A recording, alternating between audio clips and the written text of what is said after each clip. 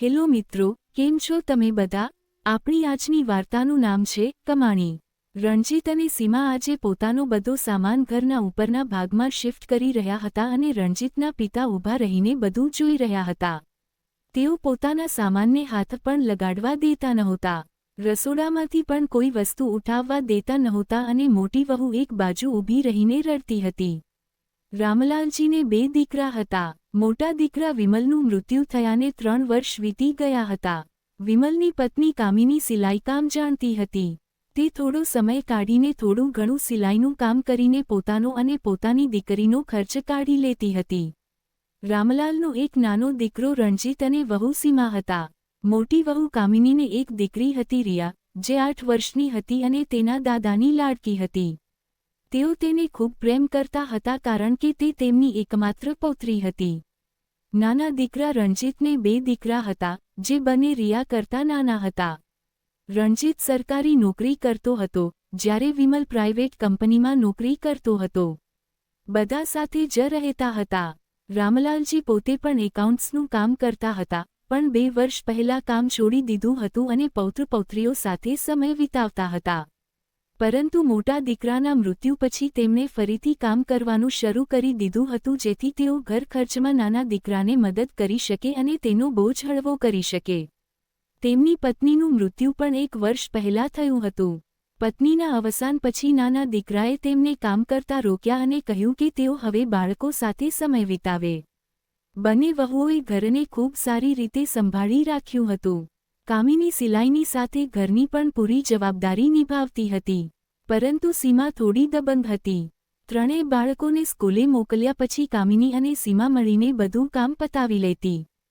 ત્યારબાદ કામિની પોતાની સિલાઈ મશીન પર બેસી જતી અને બહારના કામ રામલાલજી કરી દેતા જેથી વહુઓને ઘરની બહાર ન જવું પડે. તેઓ એવું પણ વિચારતા કે ઘડપણમાં કોઈ તેમને બોજ ન સમજે, એટલે તેઓ નવરા બેસતા નહીં. તેમ છતાં સીમા વાતવાતમાં તેના પતિની એકલાની કમાણીના મહેણા મારતી રહેતી. રસોઈ તે પોતે જ બનાવતી હતી અને ક્યારેક તો કામિની માટે જાણી જોઈને ઓછું ખાવાનું રાખતી. કામિની જેટલું હોય એટલામાં જ સંતોષ માની લેતી જેથી તેની દીકરીને પેટ ભરીને જમવાનું મળી રહે. ક્યારેક તો કામિનીએ ત્યાં સુધી જોયું કે જ્યારે સીમા બાળકો માટે દૂધ ગરમ કરતી ત્યારે રિયાને એવું કહીને ચા આપી દેતી કે દૂધ ખતમ થઈ ગયું છે, તું રાત્રે પી લેજે. આ બધું જોઈને તેનું હૈયું બળતું, પણ તે મજબૂર હતી. પતિ નહોતા તો ફરિયાદ પણ કોને કરે? સાસુ પણ રહ્યા નહોતા. જો રિયા કંઈ માંગતી તો કામિની તેને સમજાવી પટાવીને શાંત કરી દેતી અને તે ક્યારેક રડતા રડતા સૂઈ જતી. પરંતુ આ બધી વાતોની રામલાલજીને ખબર પડતી નહોતી અથવા તો બંને વહુઓ ખબર પડવા દેતી નહોતી જેથી ઘરમાં વાતાવરણ ખરાબ ન થાય. પણ આવી વાતો ક્યાંક ને ક્યાંક સામે આવી જ જાય છે. એવું જ થયું. એક દિવસની વાત છે. રજાનો દિવસ હતો અને સીમા બધા માટે નાસ્તો બનાવી રહી હતી. કામિની કપડાં ધોવામાં વ્યસ્ત હતી. સીમા પરોઠા બનાવી રહી હતી અને તેના બંને દીકરા બેસીને નાસ્તો કરી રહ્યા હતા. રિયા પણ આવીને બેસી ગઈ અને બોલી, કાકી, મને પણ નાસ્તો આપો, ખૂબ ભૂખ લાગી છે. 5 મિનિટ રોકાઈ જા, તારા ભાઈઓ અત્યારે ખાઈ રહ્યા છે, તને પછી આપું છું. રિયા રાહ જોતી રહી અને સીમા પ્લેટમાં 2 રોટલી અને શાક લઈ આવી અને રિયાને આપીને બોલી, લે, જલ્દી ખાઈ લે. કાકી, તમે મને પરોઠું બનાવીને કેમ નથી આપતા? હવે જે મળે છે તે ચૂપચાપ ખાઈ લે, નહીંતર આ પણ નહીં આપું. કામની નકામી અને અનાજની દુશ્મન. તું એકલી નથી ખાનારી, આ ઘરમાં બીજા પણ લોકો છે. મફતનું ખાવા માટે અને પરોઠા ખાવા માટે તારો બાપ કંઈ ગોઠવણ કરીને નથી ગયો. એક કમાનારો છે અને 7 ખાનારા છે, ચાલ ખાઈ લે. સારું કાકી, તો દૂધ જ આપી દો. ગઈકાલે પીધું હતું ને, આજે નથી, કાલે પી લેજે. અત્યારે ચા બનાવીશ ત્યારે ચા પી લેજે. આમ પણ દૂધ પીને તારે શું કરવું છે? કાકી, રાત્રે પણ તમે દૂધ નહોતું આપ્યું. તો શું થયું? અહીં કોઈ ગાય ભેંસ નથી બાંધી ગયો તારો બાપ કે તારા માટે 2 ટાઈમ દૂધ પીવું જરૂરી છે. પણ કાકી, દીપક અને સંદીપ પણ તો દૂધ પી રહ્યા છે, શું હું જ ન પી શકું? મારા દીકરાઓની બરાબરી કરીશ? ક્યાંયની રાજકુમારી નથી તું. સીમાને ખબર નહોતી કે તે જે બોલી રહી છે તે કોઈ સાંભળી પણ શકે છે. અચાનક તેના કાને એક ગર્જના પડી. આ શું થઈ રહ્યું છે? કંઈક શરમ કરો.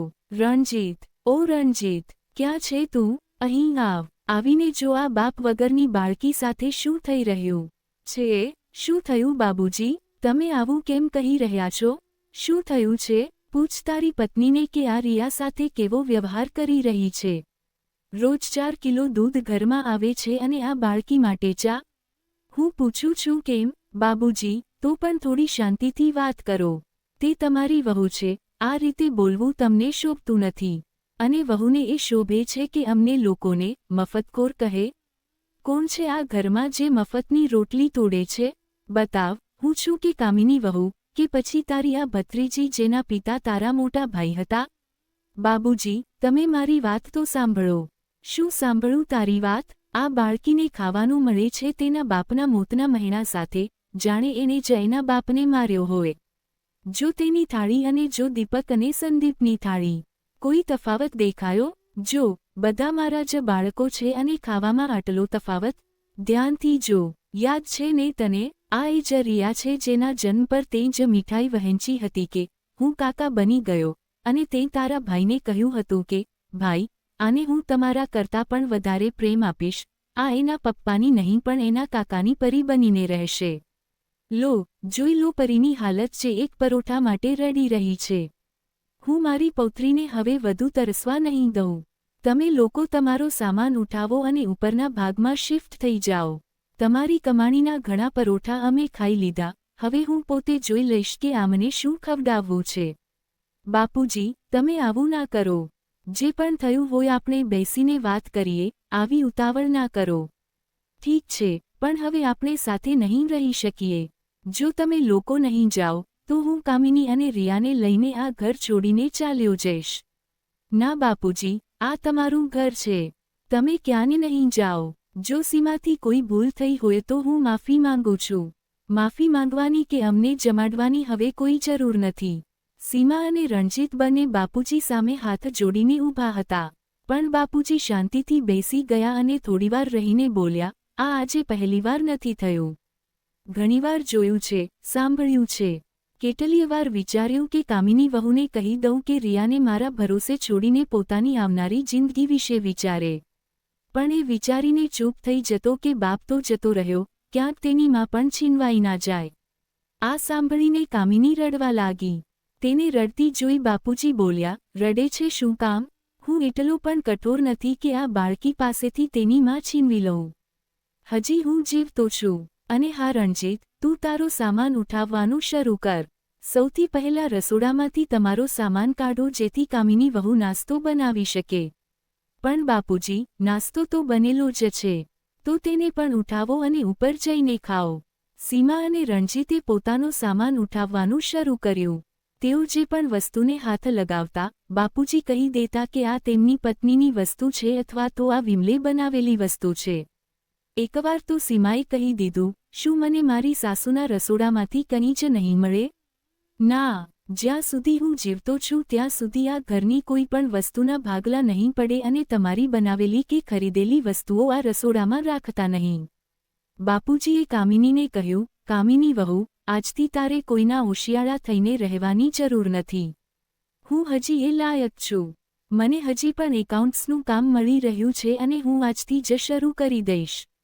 અને તું ઈચ્છે તો તારું સિલાઈ કામ ચાલુ રાખ.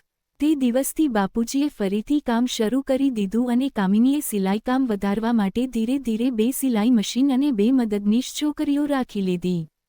તે પોતે કપડાનું કટિંગ કરી આપતી અને પછી સિલાઈ કરાવતી. જોતજોતામાં ઘરમાં જ એક નાનું બુટીક ખુલી ગયું. સારી આવક થવા લાગી અને હવે સીમાએ ઘરના બધા કામ જાતે કરવા પડતા હતા. એક દિવસ સીમા અને રણજીત બંને બાપુજી પાસે આવ્યા અને માફી માંગવા લાગ્યા કે જે થયું તે ભૂલીને ફરીથી સાથે રહેવા માંગે છે. ત્યારે બાપુજીએ કહ્યું, જે થયું તે સારું થયું. તમે પણ તમારી જિંદગી જીવો અને કામિની પણ પોતાનું ઘર સંભાળી લેશે. જો તે દિવસે એક પરોઠું રિયાને આપી દીધું હોત, તો આ બધું ના થયું હોત. તમે લોકો તમારા ઘરમાં ખુશ રહો અને આ માં દીકરીની ચિંતા છોડી દો. હવે તેઓ આત્મનિર્ભર બની ગઈ છે. તે કોઈના પરોઠાની મહોતાજ નથી. આ સાંભળીને બંને ખૂબ શર્મિંદા થયા અને કામિની ભાભીની માફી માંગવા લાગ્યા. આ જોઈ કામિનીએ બંનેને ગળે લગાવી લીધા અને કહ્યું, મેં તો તમને ક્યારનાય માફ કરી દીધા છે. મન પર કોઈ ભાર ના રાખતા. જો એ બધું ના થયું હોત તો કદાચ આજે પણ હું તમારી રોટલી પર નિર્ભર હોત. મને ખબર જ ના પડત કે મારામાં કોઈ ટેલેન્ટ છે અને હું પણ કમાઈ શકું છું. એટલે મારા મનમાં તમારા માટે કોઈ ગુસ્સો નથી. અલગ રહીને પણ આપણે સાથે જ છીએ.